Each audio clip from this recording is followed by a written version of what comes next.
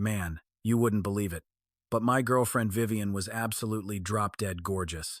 She had the kind of breathtaking beauty that makes you want to risk it all just to be with her. But get this, she would never, ever let me lay a finger on her. She completely shut down even the slightest hint of physical intimacy. She kept feeding me this sweet little lie about taking things slow and building trust, right up until the day I caught her practically wrapped around her pretty boy side piece. That was the moment it hit me like a ton of bricks. I was nothing but a walking ATM to her. My name is Blake. I'm 28 years old, and I run a little business.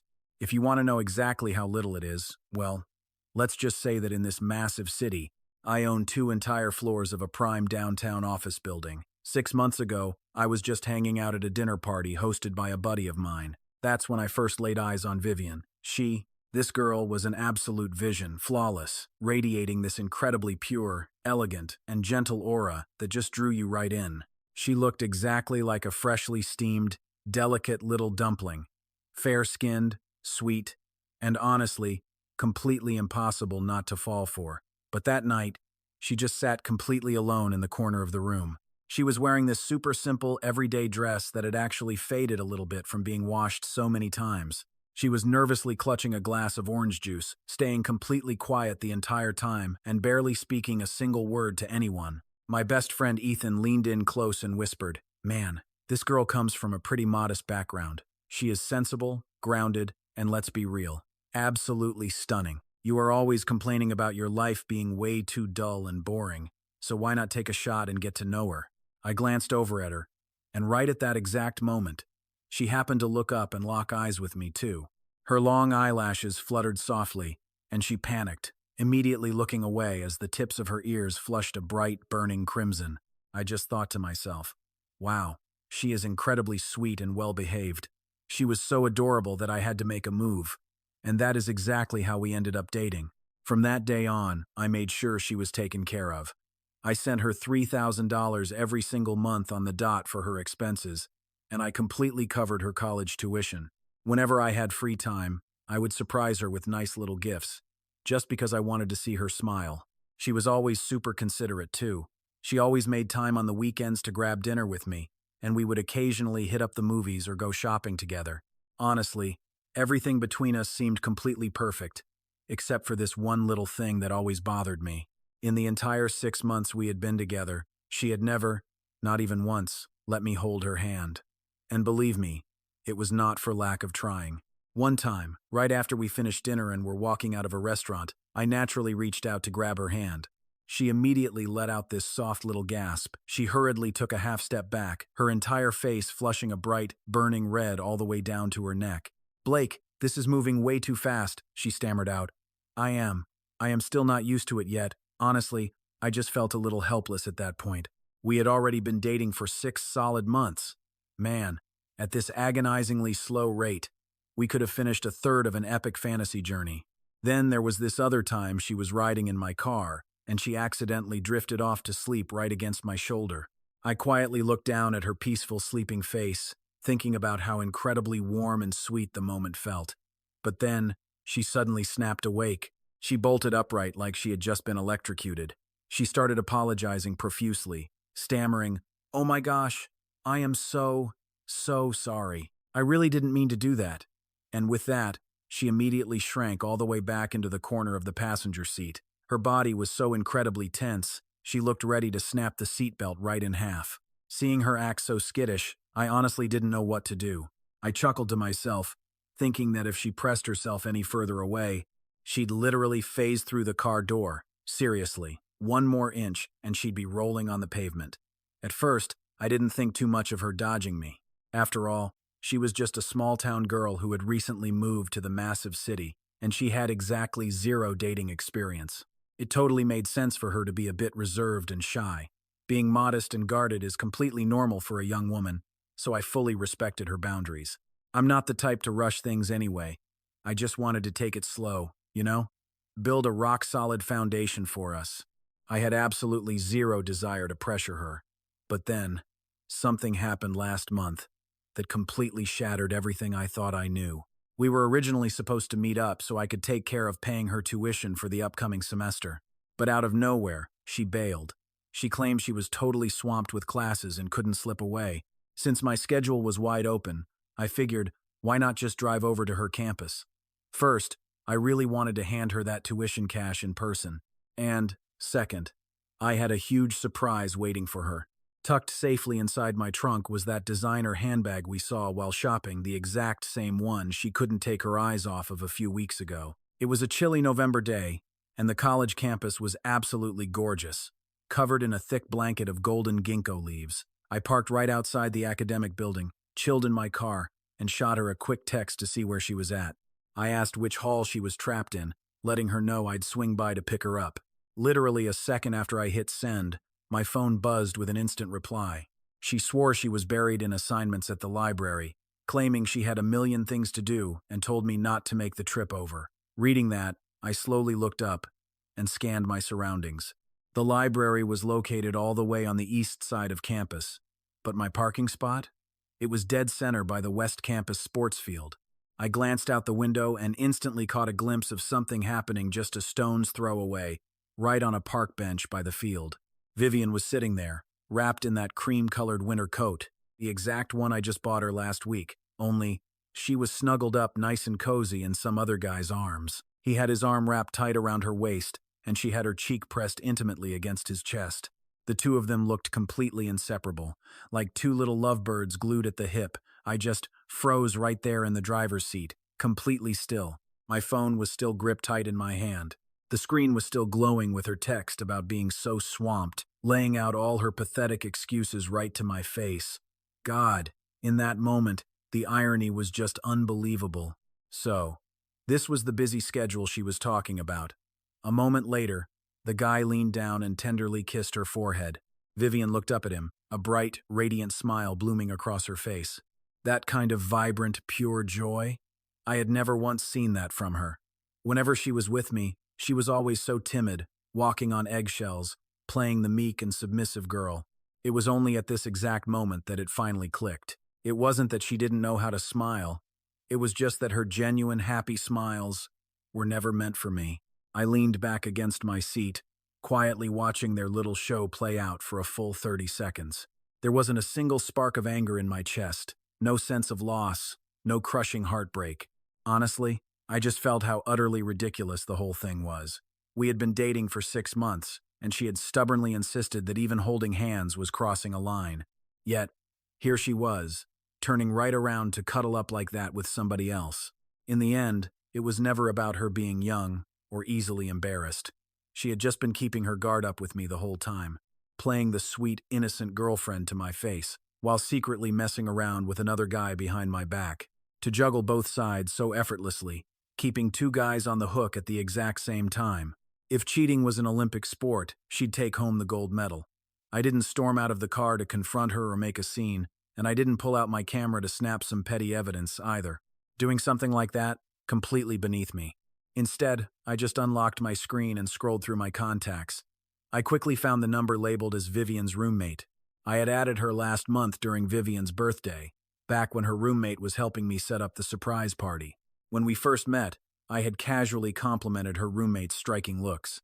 Vivian got insanely jealous and threw a total tantrum over it. But now, I finally saw things for what they really were. Keeping her roommate's number turned out to be the perfect fallback plan. I tapped call and dialed her right up. The line connected almost instantly. From the speaker came a crisp, slightly lazy female voice. "Blake? Why are you calling out of the blue?" It was Chloe's voice. I stayed completely calm and asked, "Are you free tonight? I'd like to take you out for dinner." Chloe was clearly taken aback for a second on the other end. Then she asked, "Is it just going to be me?" "Yes, just you." I glanced back toward the distance at the two lovers snuggled up together, slowly pushed my car door open, and said with complete indifference, "Your roommate seems quite tied up right now." With that, I pulled the door shut and fired up the engine. I glanced back at the luxury designer bag I had carefully prepared in the trunk. I thought about it for a split second, then decided not to stress over it. I figured I might as well just repurpose it. After all, it wasn't like the gift had her name engraved on it. Chloe, being Vivian's roommate, was also a junior majoring in finance. Not only were they in the exact same classes, but they shared a dorm room too.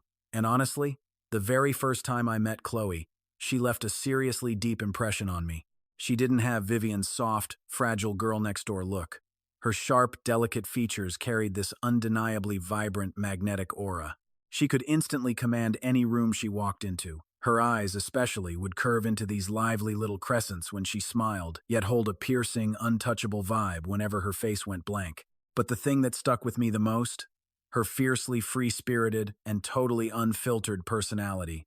On Vivian's birthday, Chloe had been standing up on a chair, setting up party balloons, bluntly complaining to anyone who would listen that the venue layout made zero sense. When she saw me walk in, she hopped down nimbly and gave me a warm, confident greeting. Her manners were absolutely flawless. She wasn't shy in the slightest, meeting my gaze with total openness plus a little hint of curiosity, like she was sizing me up. Vivian had never, ever possessed that kind of electric presence. Even the whole surprise birthday plan back then had been entirely her idea. Knowing Vivian was terrible at expressing herself, Chloe had just stepped right in to take charge. And right after that party, I made sure to save her number. At first, I just figured she was sharp and perceptive, thinking her wits might be useful down the line. I never imagined it would actually pay off so soon. At exactly 7 o'clock that evening, I walked into the reserved restaurant right on time. Chloe arrived right on schedule too. She was wearing a simple black turtleneck, her long, dark hair falling naturally over her shoulders. Her face was clean and fresh, with barely any makeup, and her flawless skin kept drawing envious glances from the girls sitting at the tables nearby. She took her seat gracefully and casually flipped open the menu. She was the one who spoke up first, testing the waters. "Blake, asking me out for a private dinner today. Vivian doesn't know about this, does she?" "No, she doesn't." Then making a special effort to see me. "I assume you have something you want to discuss." I picked up my glass of water, took a sip, and since I never liked beating around the bush, I cut straight to the chase. I laid out exactly why I was there. "This afternoon, I went to your campus. Right by the sports field, I saw Vivian getting extremely cozy with another guy, snuggled right up against him." Hearing this, Chloe didn't show even a flicker of surprise on her face. She merely brushed her fingertips along the edge of the menu and calmly dropped his name. "His name is Gavin. He's a senior who holds a position on the student council. He and Vivian have been seeing each other for 4 months now." Hearing that, man, it hit me like a ton of bricks. Vivian and I had been dating for 6 whole months. Yet, she had already been with this guy for over 4 months. That meant only 2 months after she met me, she had already snagged herself another boyfriend. In the end, it turned out I was just her backup plan, and an incredibly expensive backup plan at that, costing her $3,000 a month to keep around. I leaned in and asked her, "This whole situation, you knew about it all along, didn't you?" Chloe nodded frankly in response. Living in the same dorm room day in and day out, it's honestly impossible to keep something like that a secret. I pressed her further. "If you knew, why didn't you ever tell me?" Her expression remained totally composed as she answered, "Honestly, it had nothing to do with me. Besides, back when the two of you were in your honeymoon phase, even if I had told you the truth, you probably wouldn't have believed me." Her logic was perfectly sound, and I couldn't really argue with it. I gave a slight nod and spoke up again. "Except, now this matter does involve you." Chloe's hand abruptly stopped flipping through the menu. She looked up at me, her expression shifting from initial confusion to deep suspicion, until finally, a glimmer of realization flashed in her eyes. She spoke in a quiet, testing tone. "Blake, you don't mean to. The position your roommate just vacated happens to be wide open right now." As soon as those words left my mouth, a heavy silence fell over the table. Chloe slowly closed her menu. "I see what you're getting at." Her tone was completely flat and calm. "You're planning to replace Vivian and choose me?" "Exactly. All the terms remain exactly the same. I will fully cover your tuition, provide the same $3,000 monthly allowance, and you'll join me for meals and casual conversation. We'll go out shopping whenever we're free, and I won't demand a single thing beyond that." She just stared at me silently for a full 10 seconds. During that brief stretch of time, it felt like I was the one being put under her microscope. After studying me for a moment, Chloe let out a faint smirk. It wasn't that timid, fragile smile Vivian always gave. No, this was a look that saw through everything and found the whole situation entirely amusing. "Don't you feel even a little bit angry?" "Angry about what?" "You only get upset when a business deal goes south. When you misjudge someone, simply replacing them is more than enough. My cold logic actually made her laugh out loud. Once her laughter faded, she rested her cheek on her hand and looked right at me. I have a few conditions of my own. Go ahead. First, I don't want to deal with any fake sentimentality or pretend we're slowly building a connection, whatever our relationship turns out to be. We keep everything entirely transparent and on the table, without dragging any useless, fake feelings into it. That suits me perfectly. Second, if there comes a day when I don't want to do this anymore, I can walk away at any time. That's completely fine. Hearing that, she just pointed her finger at the menu on the table. For tonight's dinner, I want to try the lobster. I raised my hand immediately, signaling the waiter to bring out 2 lobsters. Chloe leaned back comfortably in her chair, her eyes sparkling with amusement. Blake, damn, you really are an interesting guy. How exactly am I interesting? To be betrayed and let down by someone you've been dating for so long, yet you don't throw a tantrum, you don't make a scene, and you don't even hold a grudge. Instead, the very first thing you do is set your sights on her roommate. This ruthless way of handling things. An ordinary guy could never do it. I let out a soft laugh as well. Most people going through something like this would find it impossible to maintain such a calm mindset. How can you be so completely unbothered? I thought about it for a moment before responding simply, because she just isn't worth ruining my peace of mind over. Chloe gave a slight nod, totally on board with my mindset, as she casually peeled a piece of lobster meat and popped it into her mouth with absolute elegance. We ended up spending a solid 4 hours together over that dinner. Just as we stepped out of the restaurant, my phone suddenly buzzed with a notification. It was a text from Vivian, complete with a little heart emoji tacked right onto the end. Blake, good night. I've been stuck studying in the library all day, so I'm completely drained, both physically and mentally. But honestly, whenever I think of you, my heart just fills up with motivation. I smirked, picked up my phone, and dangled the screen right in front of Chloe's face. After biting her lip and holding back a laugh for about 3 solid seconds while reading that garbage, she completely lost it. She let out a soft chuckle right then and there, her shoulders shaking with amusement. Buried in the library, studying hard all day? Yeah, right. I calmly pulled my phone back and replied with a single, dismissive letter. M. Over the entire week that followed, I lived this remarkably subtle, twisted double life. On one side, Vivian kept firing off all kinds of sweet greetings, right on schedule. Morning texts, lunchtime reminders, and sweet goodnights, every single day, without fail. Seriously, her punctuality blew my daily automated alarms out of the water. Every now and then, she'd even shoot over some selfies, always putting on that gentle, perfectly innocent act, paired with texts bragging about how she was wearing the clothes I had bought for her. But the speed of my replies, they just got more and more sluggish. I shifted from an instant response to dragging it out for hours, until finally, I just left her on read and didn't bother replying at all. On the flip side, Chloe would send me these short, casual texts every single day. Her messages were just so simple and absolutely effortless. 1 minute, she'd be texting me that she was already hungry again, after digesting that amazing meal we had. The next, she'd be bugging me for the exact address of that specialty restaurant I had mentioned earlier. She'd even hit me up about random grocery store sales on fresh produce, asking if I needed her to pick up any ingredients. For a guy like me, who routinely cruises around in high-end luxury cars, getting asked about cheap grocery items by her was definitely a first. And yet, this totally unforced, natural way she treated me actually made me feel incredibly grounded and at ease. Then, on Wednesday, Vivian bombarded me with a massive wall of text. Her words were practically dripping with fake anxiety because she finally noticed my ice-cold attitude. She bluntly pointed out how distant I was acting, claiming she was just so deeply worried about me, and practically begging me to take care of my health and not overwork myself. She even threw out a time when she was free, desperately wanting to meet up so she could show me just how much she missed me. And right at the bottom of that pathetic essay, she slapped on a sickeningly cute, affectionate emoji. After suffering through that text, dripping with entirely fake affection, I glanced over at Chloe's messages, just pure casual banter, complaining about her campus food. One of them was putting on this Oscar-worthy performance of a deeply devoted romance, while the other was just kicking back, casually chatting about the little things in life. Without a single shred of hesitation, I completely ignored Vivian and fired a reply back to Chloe's casual chat. Chloe always knew exactly how to respect my boundaries. She never poked her nose into my business with Vivian on her own, but she didn't awkwardly dodge the topic either. She was incredibly sharp.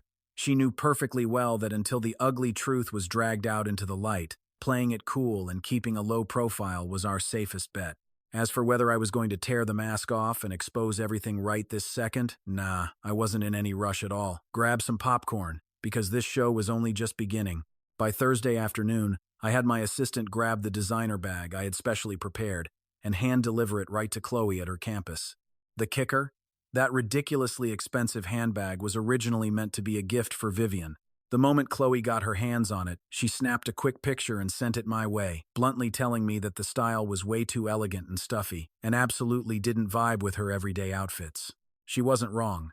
At a single glance, it was painfully obvious it was exactly the kind of pretentious style Vivian worshipped.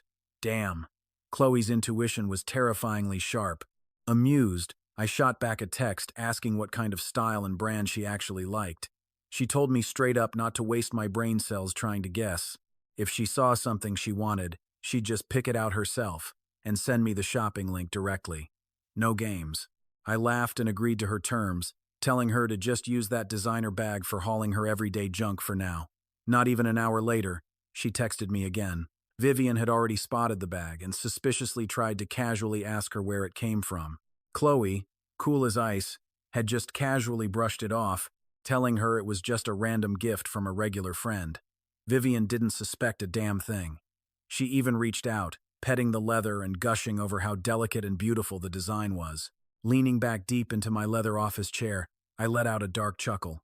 I honestly couldn't help but marvel at the pure, twisted irony of how life plays out. That very same bag Vivian was practically drooling over and praising to the heavens, I had bought it exclusively for her. What an absolute joke. Come Friday evening, I drove over to the campus gates to wait for Chloe. I had intentionally ditched my insanely flashy luxury sports car back at the garage, swapping it out for a low-key, totally ordinary sedan. Chloe yanked the passenger door open and hopped inside, immediately scoping out the interior. It only took her one single glance to realize I had switched my ride. Well, I smirked. Since you complained before that my ride was way too flashy, I figured this one was much more low-key and secure. Trust me, if I had rolled up in that ridiculously conspicuous car from before, from her vantage point high up in the dorms, Vivian could track my every move with absolute ease. I fired up the engine and pulled away, nice and slow. That was when Chloe dropped the bomb. Vivian was upstairs in their room right now, video chatting with the other guy. I whipped my head around to stare at the girl sitting right next to me. Her face was completely deadpan as she casually rattled off their exact floor and room number. Why are you giving me all the exact details? I had to ask. I'm just worried you might snap, march up there, and blow this whole thing wide open. I smirked. Do I really look like the kind of guy who'd do something so incredibly basic? No, you're definitely not. She paused for a beat, letting the tension hang. You seem more like the type to stand in the shadows and happily watch the drama unfold. It hit me like a ton of bricks. My inner thoughts were laid completely bare to her in an instant. Later that night over dinner, my phone buzzed. It was my oldest childhood friend, Ethan. Ethan and I went way back. The guy came from serious money and ran a massive trading empire. But behind closed doors, his wife kept him on an incredibly tight leash. His monthly allowance was basically pennies, and the poor guy practically lived for the day he could finally break out of his cage and do whatever the hell he wanted. The second I picked up, Ethan came out swinging. He started ripping into me, calling me a garbage wingman and a terrible friend for keeping him totally in the dark about the massive dumpster fire happening with Vivian. I hadn't breathed a single word of it to him. When I asked who spilled the beans, I found out my idiot assistant had accidentally let it slip. I had ordered the kid to go over to the college campus to drop off a package. He figured it was for Vivian, like always, only to realize upon delivery that the drop-off was for a totally different girl. Chloe, sitting right beside me, heard the entire explosive conversation loud and clear. Without missing a beat, she leaned into the phone, introduced herself by name, and casually dropped the fact that she was Vivian's roommate. Dead silence on the other end. I could practically hear Ethan shaking his head in absolute awe. My way of handling things was truly next level.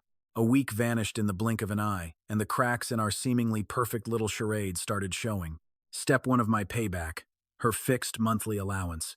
Like clockwork, I always sent Vivian her living expenses in full on the exact same day. But this month, I ruthlessly slashed it and only wired her half the money. The second that direct deposit hit her account, my phone immediately blew up with her texts.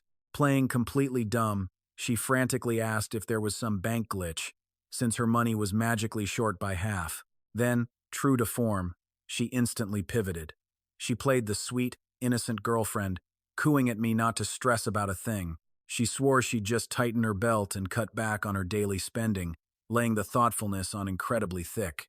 If you didn't know the ugly truth behind it all, you'd swear she was a rare, sensible angel descended from heaven. I skimmed through her paragraphs of lies, left her entirely on read, chucked my phone onto the desk, and buried myself in my work. 10 minutes later, my screen lit up again. Blake, baby, rent went up a tiny bit for next month. If you can swing it. I hammered out a brutal reply, deleted it character by character, and finally sent just 2 chilling words. Got it. Then, I immediately wired $25,000 to Chloe, tacking on a note, an extra $5,000 for this month. Winter is freezing. Go buy yourself a nice down jacket. Chloe texted back instantly. How much did you send Vivian? $10,000. You are intentionally rubbing the difference in her face, aren't you? Hey, I'm just adjusting my budget. Adjusting your budget? Smells a hell of a lot like cold-blooded revenge to me. I let that slide, but that $5,000 designer jacket? She snagged it the very next morning and instantly fired over a mirror selfie wearing it. The pristine white puffer perfectly hugged her gorgeous, petite face and highlighted her crazy long legs. Look good? Stunning. Vivian saw the coat and begged to know the price. I told her it was a total steal on sale for $200. $200 for supreme luxury. And that fool swallowed it hook, line, and sinker.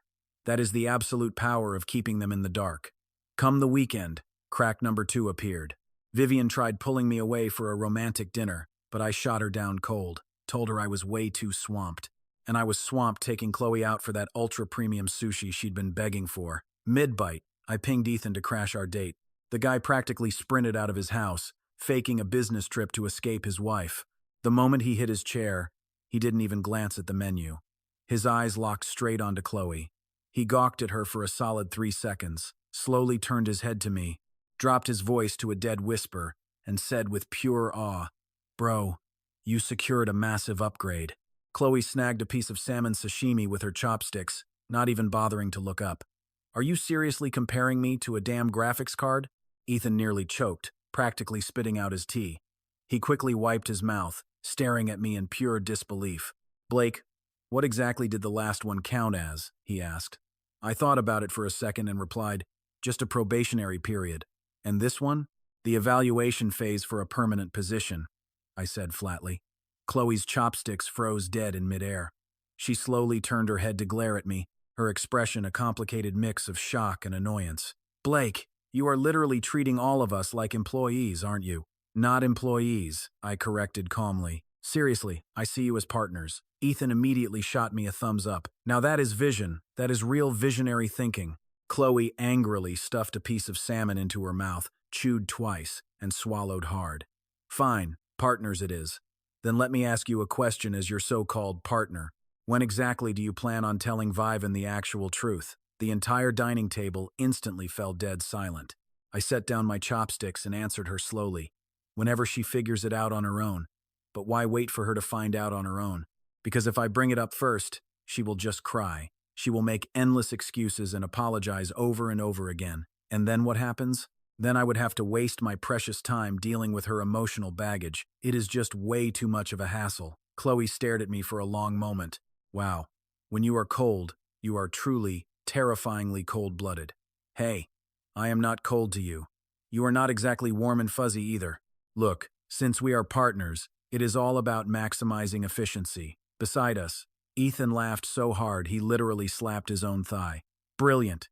This is absolutely brilliant. Man, if I were still single, I would totally have the guts to pull this off too. Right in the middle of his laughing fit, his cell phone suddenly started ringing. The caller ID flashed brightly on the screen. Wife. His face froze instantly. The smug smile wiped away as if someone had just slammed the pause button. H. Hello? Oh, hey, honey. Yeah, I am away on business.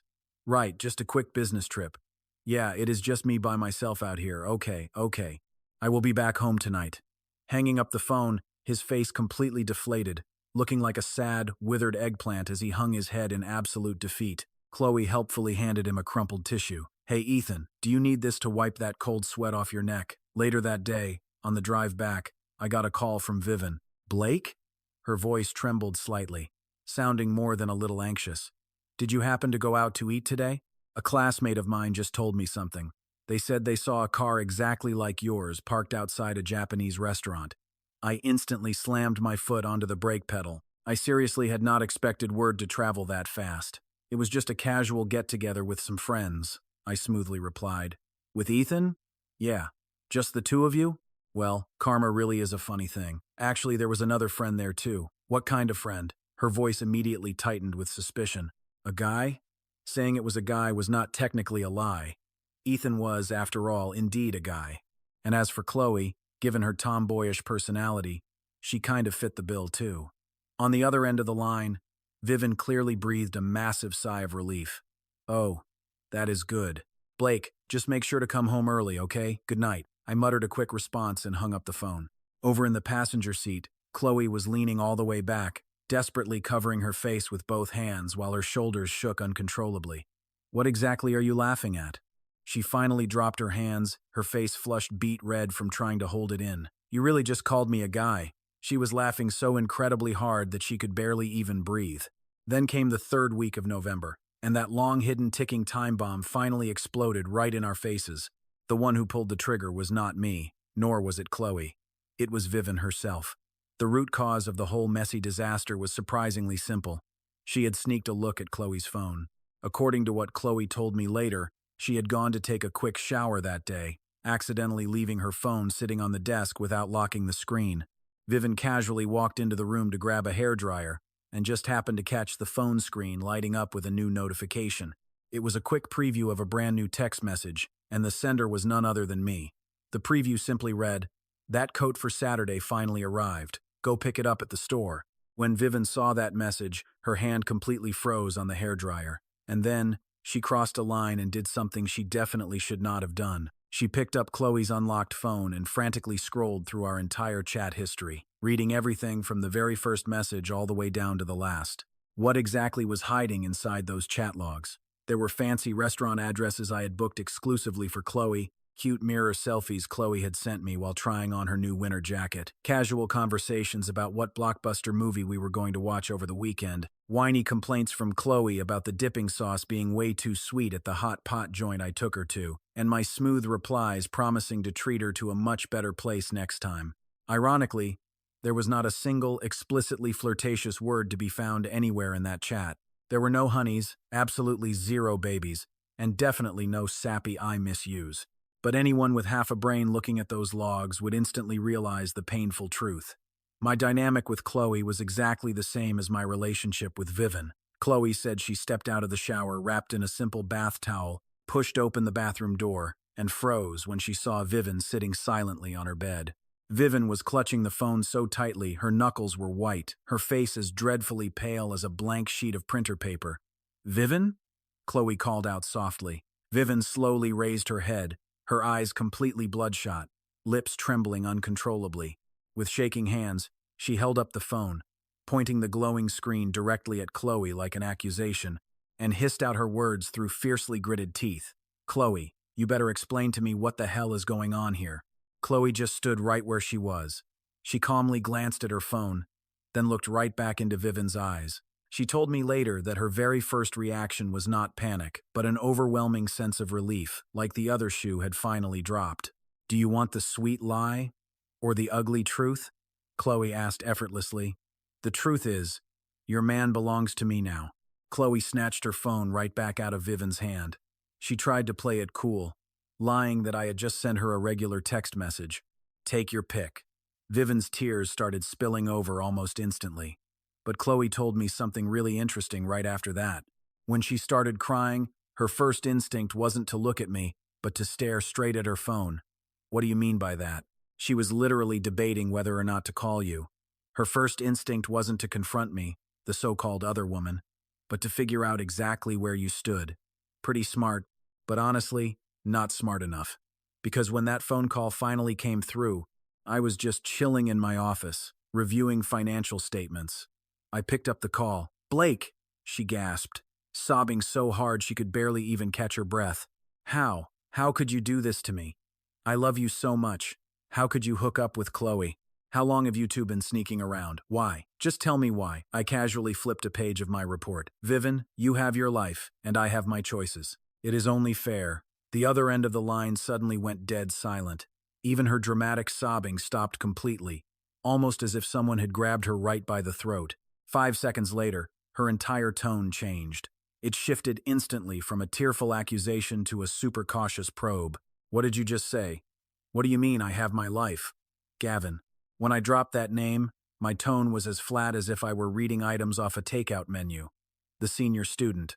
The guy on the student council. You two have been sneaking around together for 4 months now. Right there on that bench, right next to the sports field. You were wearing the cream-colored coat that I bought for you, snuggled all the way up in his embrace. He kissed your forehead, and you were smiling so damn brightly." The other end of the line fell completely and utterly silent. This wasn't the thoughtful silence of someone plotting. It was like a phone that had just completely frozen up. "Did you actually think I went down to campus that day just to chat with you about your tuition?" I smoothly closed the financial report and leaned way back in my office chair. Her breathing got rapid and shallow. It was like she had a million things to say, but all her pathetic excuses got choked up in her throat, and she couldn't squeeze out a single word. "But Blake, I swear I can explain. There is no need. It is really not what you think. Gavin, he's just Vivian." "Vivian," I spoke up, ruthlessly cutting her off. "There is absolutely no need for you to make any more weak excuses. Blake, there is just one thing I want to make crystal clear to you." "What? What is it?" "That white coat of yours cost $3,800, and the down jacket Chloe is rocking cost $5,000. After I dropped that bomb, she fell dead silent for another 8 seconds. Finally, she actually hung up the phone on her own accord. Yeah, I was not the one who hung up first. I just stared at the call-ended screen and took a relaxed sip of my tea, completely unsure of what exactly she was secretly calculating during those 8 seconds. Was she frantically comparing the price gap between the two pieces of clothing, or was she tallying up exactly how much cash she had just lost out on? Exactly 3 minutes after the call ended, Chloe shot me a text message. She just chucked 3 pillows clear across the dorm room and aggressively kicked a chair. Right now, she is ugly crying under her blanket, making such a massive racket that the girls next door are literally banging on our door to complain. I only replied with a single word. Over the next 2 days, Vivian went absolutely radio silent. All those non-stop, annoying daily check-ins from before vanished without a single trace, as if she had just fallen straight off the face of the earth.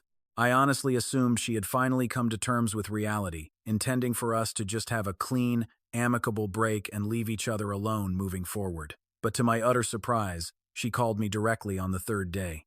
"Blake." Her tone was unnaturally calm, but bubbling right beneath that calm lay some incredibly heavy, suppressed emotion. "I have completely broken things off with Gavin. I thought it through from every angle. Everything, from start to finish, was entirely my fault. I never should have been playing both sides at the same time like that. I am the one who messed up and let you down. I deleted and blocked all of his contact info, and I even went and changed my phone number. Blake, can we please just put the past behind us and get back together?" She was talking faster and faster, absolutely terrified that I was going to cut her off. "I swear, I promise I will never make the same mistake ever again. I will stay right by your side with all my heart. Before, I was just way too foolish to appreciate what I actually had. Vivian, there is no need."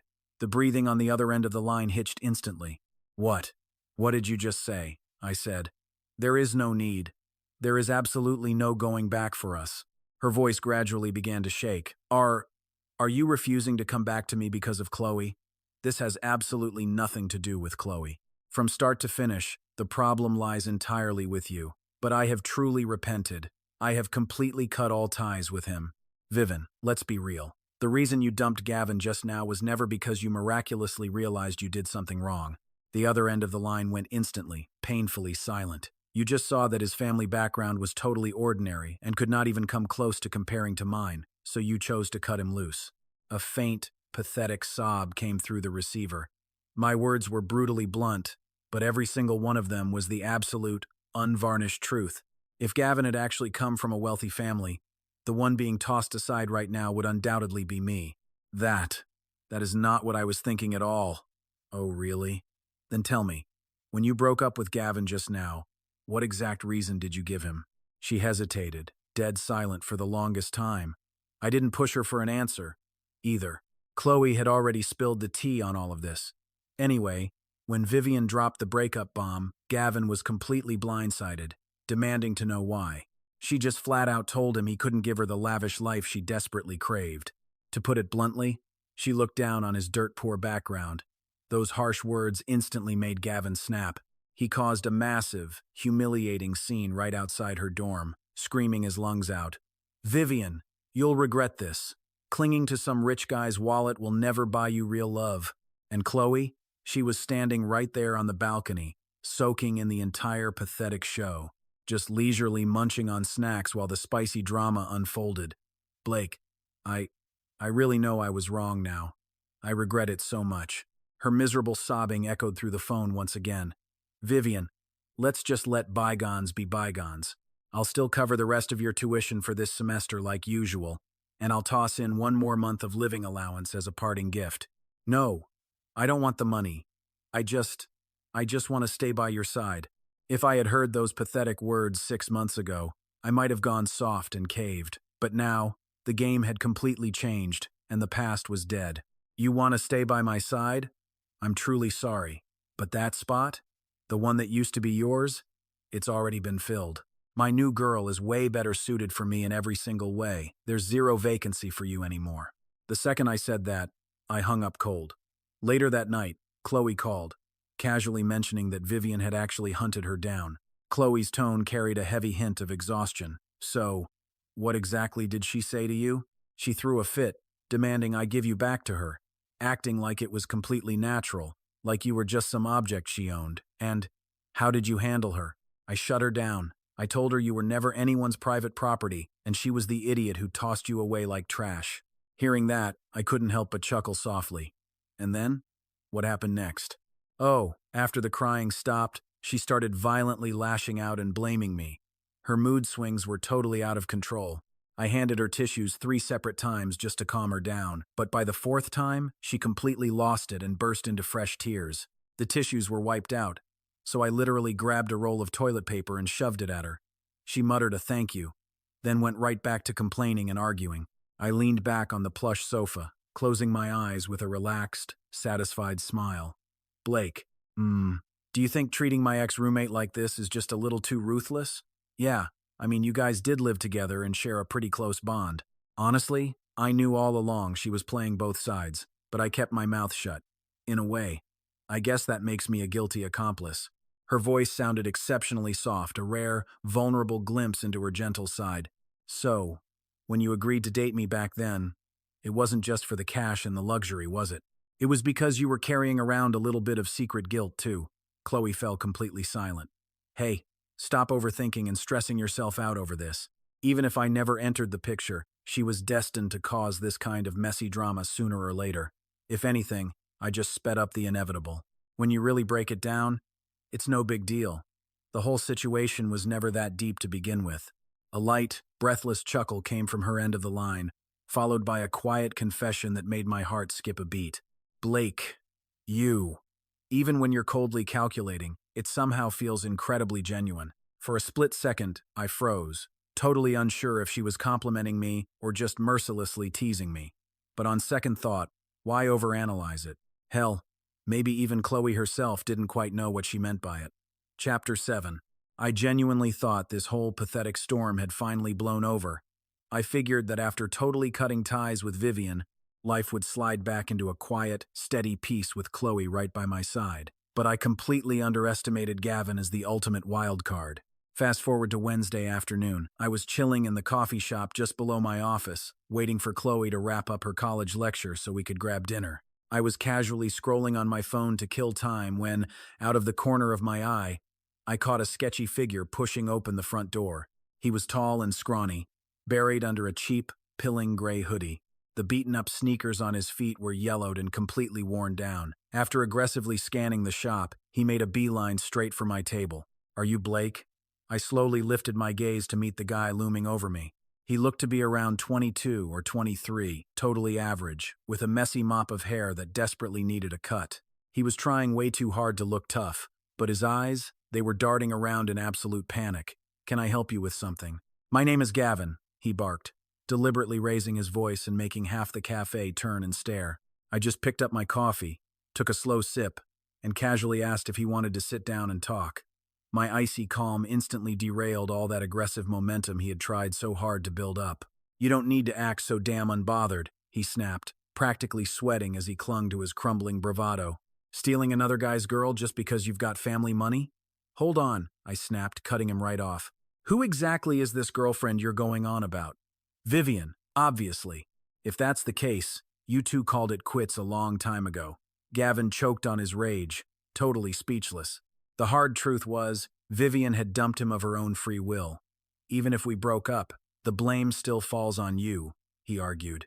"This whole mess had absolutely zero to do with me from the very start." I casually set down my coffee cup. "When she told you to your face that you couldn't give her the life she wanted, the reason was crystal clear." Gavin's face instantly flushed crimson. He was seething with raw anger, but couldn't find a single word to fight back. "Does having a rich family mean you can just do whatever you want? You're just leaning on your family's cash, man. If you had absolutely nothing, how tough would you really be?" But I wasn't the one who fired back. It was Chloe, who had just stepped through the entrance, speaking up. She pushed open the glass door with one hand, holding a drink in the other. Her face was perfectly calm, like she was just out for a Sunday stroll. Gavin spun around, locked eyes with Chloe, and froze dead in his tracks. He probably figured the person hanging out with me would be someone else. Never in a million years did he expect it to be Chloe, the roommate Vivian lived with day in and day out. Chloe coolly strolled over to our table, set down her drink, pulled out a chair, and sat down comfortably. Her movements were completely poised and effortlessly graceful. Like, "Gavin, what exactly is your goal here? Why are you even here?" she asked. "I came to eat. I'm grabbing dinner with him." Chloe used her straw to gently stir her drink. "Are you planning to interrogate us one by one?" Gavin's wild gaze kept darting back and forth between me and Chloe. His face twisted through a whole spectrum of emotions, morphing from pure shock and confusion into burning rage before settling on total, helpless bewilderment. "If you think we cheated, you can put your mind at ease," Chloe said indifferently. "I never said two words to him while Vivian was dating you. It was only after things crashed and burned between you two that he and I slowly started hanging out." Her explanation was completely logical and bulletproof, but it was a bitter pill for Gavin to swallow. He clenched his fist tightly, his emotions boiling over into pure chaos. "You have absolutely no right to say that." With that, he aggressively stepped forward. I slowly got to my feet, keeping my movements completely unhurried and deliberate. As I stood up tall and steady, Gavin finally noticed the massive physical gap between us. I towered a full half head over him, and the dark blue coat I was rocking, it was worth 3 whole months of his daily living expenses. The luxury watch on my wrist was something he couldn't afford, even if he slaved away for 2 full years. I wasn't even trying to flex my status. It was just the cold, hard reality staring him right in the face. That brutal truth instantly smothered the fire in his chest, and his tightly clenched fists involuntarily went slack. "So, Gavin," I spoke up, "what exactly did you come all the way here to do? Were you planning to teach me a lesson with those fists?" He dropped his head, remaining completely silent. If he actually threw a punch, he'd be rotting in a police station the very next day. But if he backed down now, this whole dramatic entrance today would be a pathetic waste of effort. I picked up my coffee, took one last sip, and cut straight to the question on my mind. "Seriously, what was your end game in coming here?" He stood completely frozen, feet planted to the floor like lead. All the office workers grabbing dinner around us had turned to watch. A few even pulled out their phones to quietly record the drama. Chloe gently tugged at my sleeve, whispering for me not to keep pushing him over the edge. But that casual attempt to calm things down completely ignited Gavin's long-suppressed rage. He snapped his head toward Chloe, his voice dripping with venom. "Chloe, how could you do this to Vivian? She practically saw you as her absolute best friend. And you just turn around and throw yourself at her guy?" Chloe cut him off calmly, cool as ice. "At the end of the day, you just couldn't keep her heart. Gavin choked, unable to spit out a single word of defense as his eyes turned uncontrollably red. A second later, he spun around, shoved the glass door open, and bolted, even slamming his shoulder into the doorframe in his panic. He never looked back once. Chloe stared at his lonely, retreating figure and sighed softly. "He looks really pitiful," I mentioned. "Are you feeling sorry for him?" "It's not pity," Chloe murmured, slowly stirring the milk tea in her cup. "I just know he sees the truth as clearly as I do. Except, his reality check came way too late." I turned my head, locking eyes with her. "So, when did you first see through all this?" Taking a delicate sip of her drink, she locked eyes with me. "The very first time you took me out to dinner, you told me that if someone turns out to be a disappointment, you just swap them out. Right then and there, I knew exactly what the deal was. You were never looking for some fairy tale romance or true love. You were looking for an equal exchange, laying all your cards and conditions right out on the table." She set her cup down with a soft clink. "Honestly, dealing with someone who's brutally upfront about what they want is a massive breath of fresh air. The rules of the game are crystal clear, meaning neither of us has to waste precious energy playing pretend or faking feelings." I just sat there, letting my silence speak for me.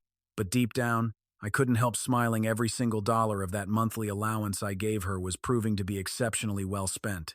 But the drama was far from over. Even after Gavin stormed off, and the storm kept raging.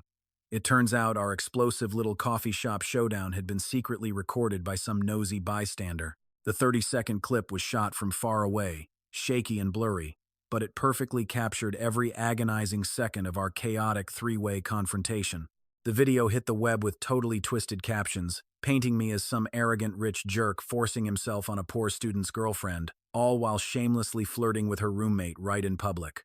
The narrative made it look like the everyday college kid was left completely humiliated, totally powerless to fight back against the wealthy villain. That clip spread like absolute wildfire across the anonymous campus forums, and in just 12 hours, it sparked an absolute frenzy of wild comments and heated debates. But the internet is a funny thing, and the backlash went in a completely different direction than anyone expected. Almost nobody in the top-voted comments was coming for my throat. Instead, they were absolutely tearing Vivian apart. A handful of insiders who actually knew the real story started spilling the tea in the replies, calling her out flawlessly. They exposed how she was happily cashing checks from a wealthy sponsor while secretly playing house with her campus boyfriend. She was desperately trying to play both sides of the fence, and now it had spectacularly blown up right in her face. People were genuinely amazed by the sheer audacity of her scheme, trying to lock down a rich guy while keeping a backup plan, only to completely crash and burn. A few commenters even praised my ruthless efficiency, pointing out that the second I realized I was being played, I decisively cut her off and scooped up her roommate without missing a beat. The whole forum felt terrible for the poor college kid, who had wasted 4 whole months of genuine love just to be someone's pathetic safety net. Meanwhile, the gossip mill was spinning over Chloe's ruthless power move, effortlessly stepping up to steal her ex-roommate's wealthy backer. The keyboard warriors were completely split down the middle. Half the forum dragged Vivian through the mud for being a manipulative cheater, while the other half roasted Chloe for completely throwing girl code out the window.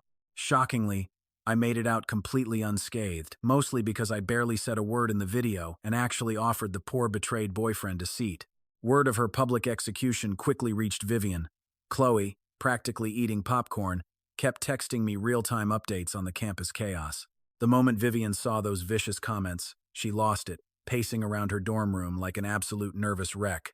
Trapped like a cornered beast, she frantically scrolled through the hate comments one by one, desperately typing out replies to defend herself and trying her absolute best to deny the brutal truth. But this is the internet. The more she tried to explain herself away, the guiltier she looked. Her dorm mates kept knocking on her door, begging for the tea, and she could only spit out desperate lies about the rumors being entirely fabricated. It didn't work. Too many classmates had already recognized Gavin's outfit from the video, and her fragile little house of cards instantly collapsed. Completely backed into a corner with 0 moves left to play, she completely deactivated all of her social media accounts and went out into the night alone to clear her frantic head. Nobody had a single clue where she ran off to. Reading Chloe's play-by-play texts, I could vividly picture Vivian's pathetic, frantic meltdown playing out in my head. The perfect, sweet, innocent, and angelic little persona she had spent months painstakingly building had completely and utterly shattered into a million unfixable pieces. Honestly, at this stage of the game, her total downfall had absolutely nothing to do with me anymore. She was the mastermind behind her own fake mask, and in the end, she was the one who ripped it off and exposed her own ugly truth. I really thought her total humiliation was the grand finale. But out of nowhere, things took a wildly unexpected turn. Vivian didn't come crawling back to beg me for forgiveness, and she didn't run off to cry on Gavin's shoulder either.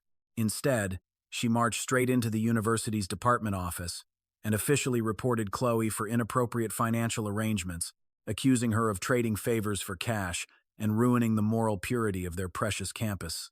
When I opened the screenshot of the disciplinary meeting notice that the counselor sent out, I was laughing so hard I nearly choked, almost spilling hot tea all over the business contracts I was reviewing.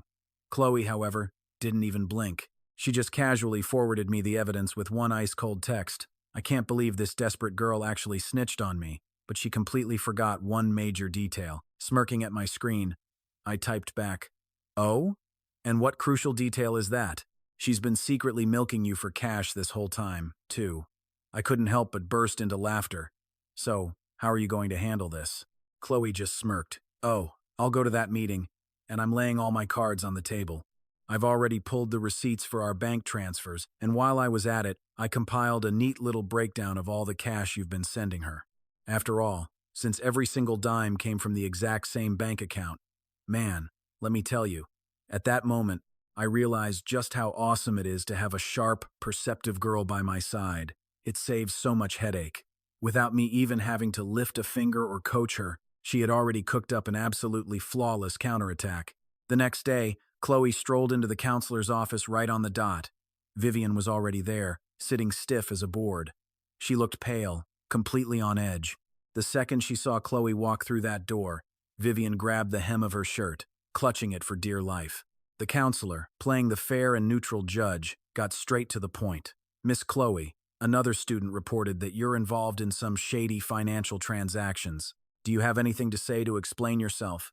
Chloe sat down, completely unfazed, whipped out her phone, and showed the teacher her transaction history. "These are just standard money transfers between me and a regular friend," she said smoothly.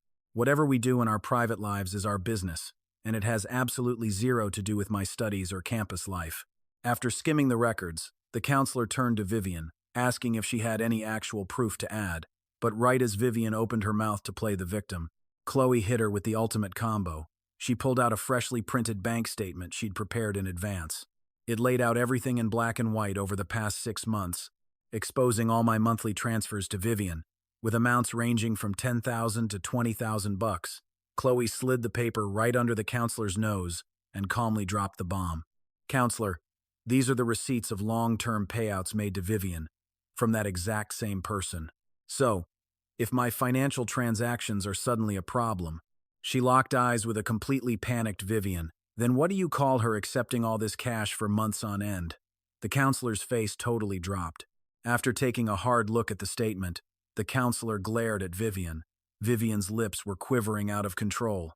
She was gripping her shirt so tight that her knuckles had turned completely white. She tried to speak, tried to spin some sort of excuse, but nothing came out. She was utterly speechless.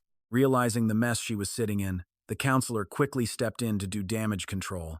"All right, I think I have a pretty clear picture of what's going on here. As for this messy relationship drama between the two of you," she sighed, "I just hope you keep this personal baggage out of your studies and stop disrupting the peace on campus." As they walked out of the office, Chloe brushed right past Vivian.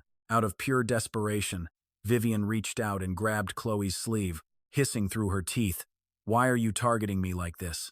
We live together. We're literally under the same roof every single day.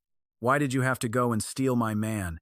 Chloe just stared down at the hand clutching her sleeve. She slowly peeled Vivian's fingers off and said with ice-cold calm, "Vivian, nobody stole anything that belonged to you.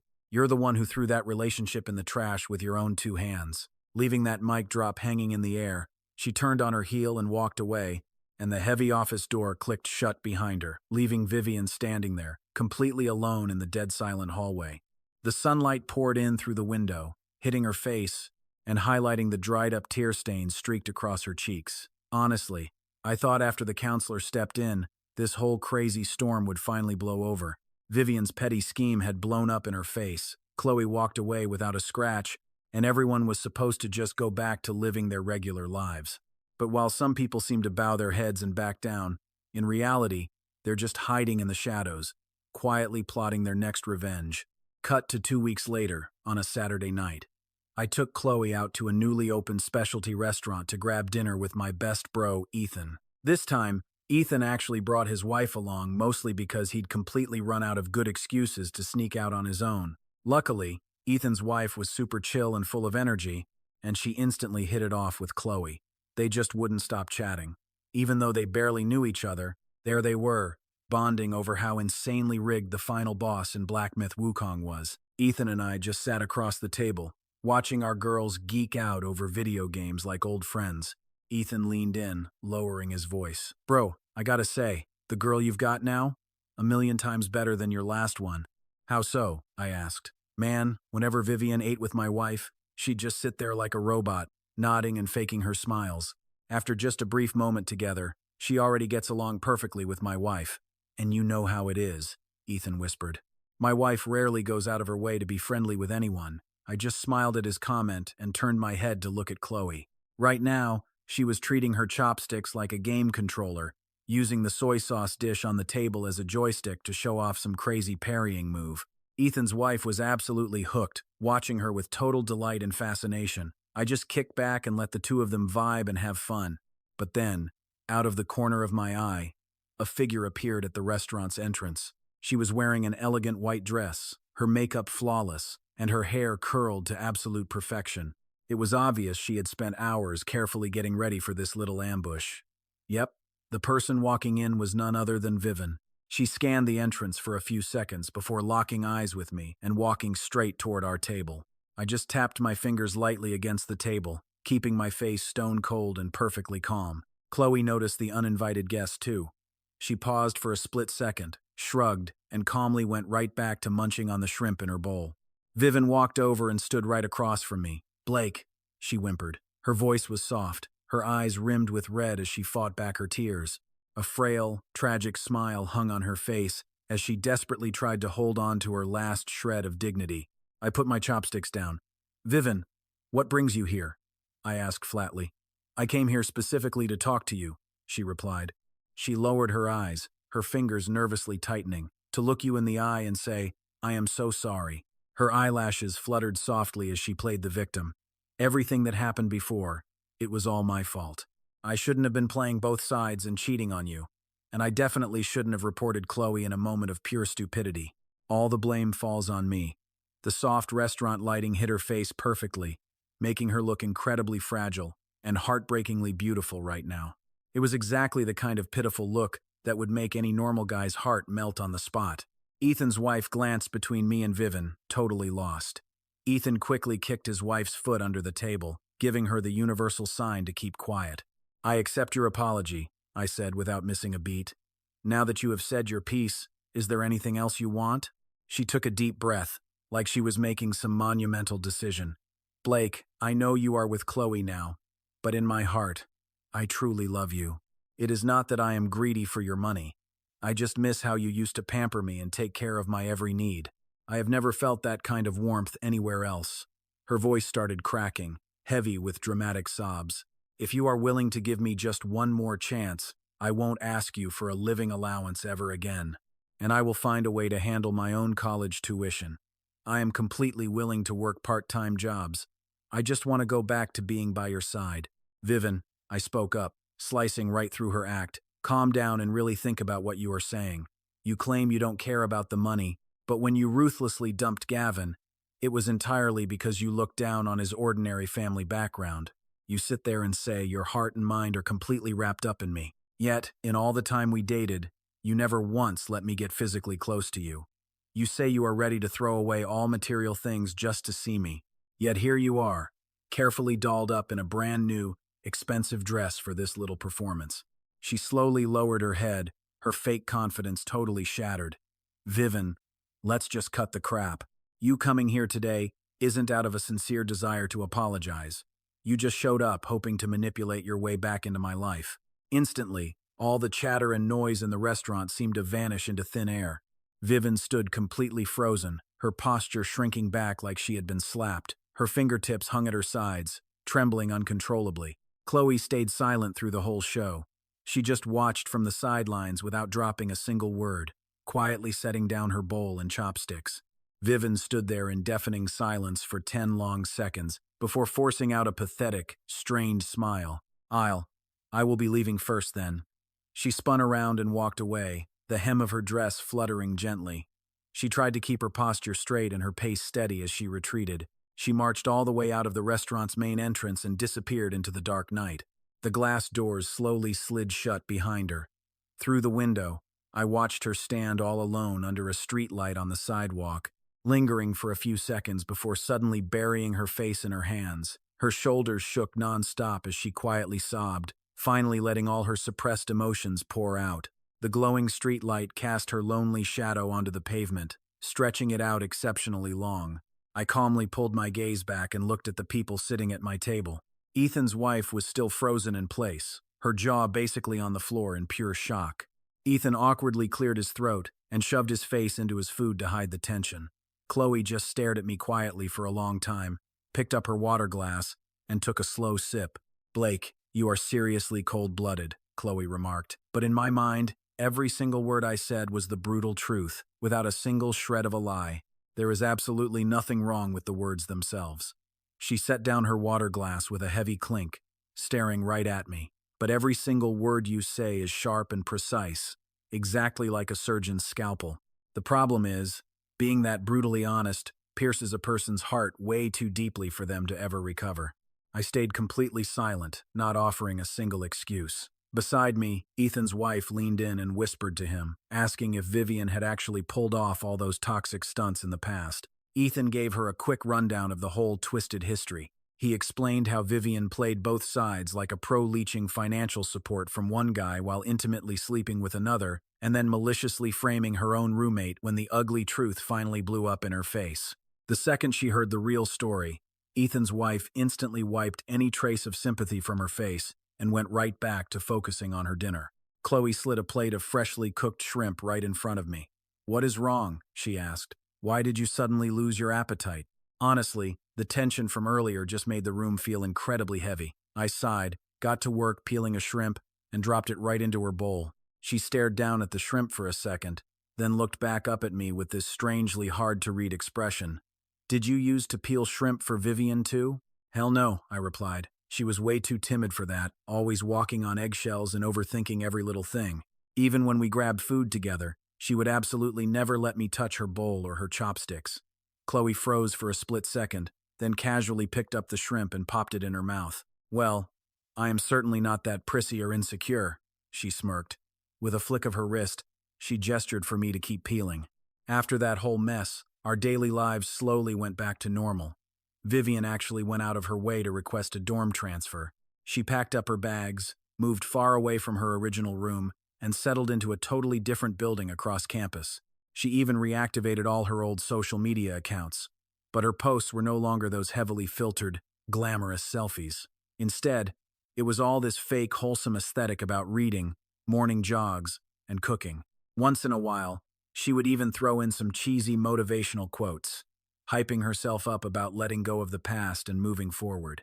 Everyone who actually knew the dirty details just stopped bringing up the drama. Even the massive hate threads on the college forum slowly died out as time passed. But hey, college campuses are always like that. No matter how wild or sensational the scandal is, people eventually just forget about it and move on. A little while later, Gavin actually went completely out of his way to track me down. Only this time, he was not looking for a fight or trying to cause a scene. He came specifically to apologize to me. We ended up agreeing to meet up at the small bubble tea shop right near the main campus gates. He sat directly across from me, tightly clutching a cheap cup of lemonade, just keeping his head down in total, defeated silence. "Blake," he finally muttered. "I was way too impulsive back at the coffee shop. I really hope you won't hold it against me." I looked up and quietly sized the guy up. He looked incredibly worn out and way thinner than before, wearing the same cheap, faded clothes as always. "It is fine," I told him. "That is all ancient history anyway." He let out a deep breath. I sat quietly and thought about everything for a really long time, and I completely get it now. You can never force someone to love you, he said bitterly. My own financial circumstances are pretty garbage, and I just could not give her the rich lifestyle she actually wanted. His tone was completely flat and broken, dripping with utter helplessness. It is just that, during our time together, every single thing I gave her was 100% genuine. I did not say anything at first. I just took a slow sip of my coconut-flavored boba tea. It was the exact flavor Chloe had forced me to try, and honestly, it tasted incredible. Gavin, I said, your real problem was never that you came from a poor, ordinary family. Your problem is that you mistakenly handed your genuine heart over to a gold digger who only cares about cash and luxury. He snapped his head up, looking right at me. Then what about you and Chloe? Is your entire relationship just maintained by money too? We are completely different from everyone else, I stated plainly. Chloe is brutally honest and totally upfront about every single thing. She accepts my financial support and she perfectly fulfills her side of our deal. Every single thing between us is completely transparent. She would never sit there enjoying my money on one hand while secretly screwing around with some other guy behind my back. Gavin went totally quiet for a long time, clearly unable to wrap his head around this twisted kind of dynamic. Then what exactly does that make you two? We are more like perfectly compatible business partners. His face twisted into this massively complex, completely baffled expression. Look, you have to understand something, I added. A relationship that is completely stripped of fake, romantic pretenses is actually the one most likely to develop genuine feelings over time. He fell dead silent for a moment, then slowly pushed his chair back and stood up. I will be going now. I will not come back around to bother you ever again. He took a few steps toward the door, then suddenly stopped dead in his tracks. Oh, by the way, if you and Chloe ever end up getting married down the road, do me a favor and let me know. I coughed, nearly choking to death on the boba in my mouth. You sure do worry about a whole lot of unnecessary things, man. I am just purely curious, that is all, he replied. I really want to see exactly what kind of ending this crazy, transactional relationship of yours actually leads to.